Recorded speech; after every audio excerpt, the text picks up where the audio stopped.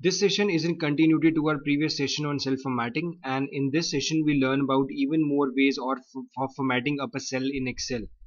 From our previous discussions, in cell D4 of our Excel sheet, the numeric value of 2000 does not hold any context as of now.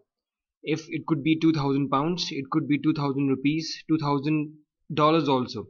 It could be 2000 degrees Celsius if somebody were to think in all possible directions. Now, is there a way of giving up a context to this 2000 value? Excel provides you a way of formatting up a number in Excel.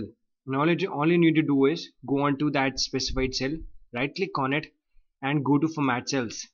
You will be presented with this kind of a menu box over here, and you need to select this number tab if it is already not selected, and it will give you a host load of options to format your number in Excel. So let's just begin with the number category over here, and it gives you a different options of formatting up the 2000 numeric value. Beginning with the number of decimal places, it allows you to put in the different number of decimal places that you may want to after your number. So in this case, since the default value is 2, you can see that there would be 2 decimal places after my original number.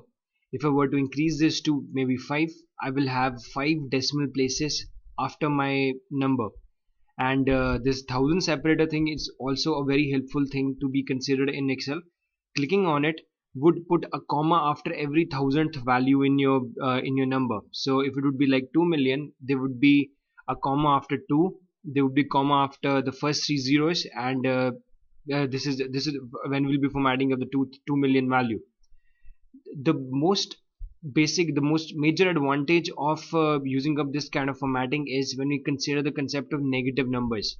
So we have been whenever we looked at negative numbers, we have been putting simply the minus sign before that number, but this formatting allows you to uh, make your negative numbers look in a much more different way. For example, selecting up this option would format your number to red color to indicate that it is a negative value.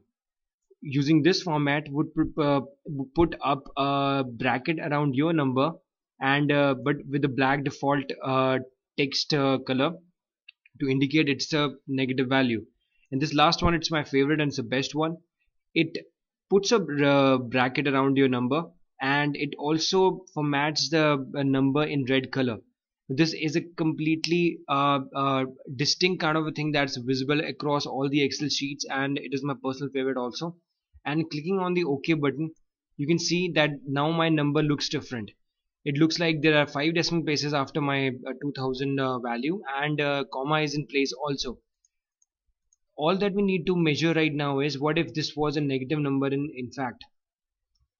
So you can see if this was a negative number, minus 2000, I will have the whole number looking up in red color, and there would be brackets around it too.